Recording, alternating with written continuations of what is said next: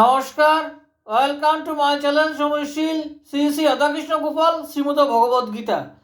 আজ 13 ফেব্রুয়ারি 2026।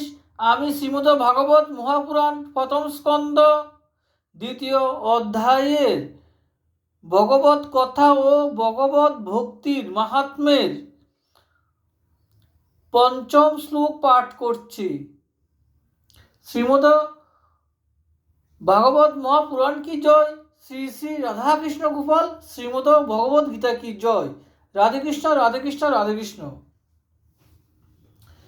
হে ঋষি বৃন্দ, সমগ্র জগতের কল্যাণকারী অতি সুন্দর প্রশ্ন আপনারা আমাকে জিজ্ঞাসা করেছেন, কারণ এই প্রশ্ন শ্রীকৃষ্ণ বিষয়ক এবং এর দ্বারা পরিপূর্ণভাবে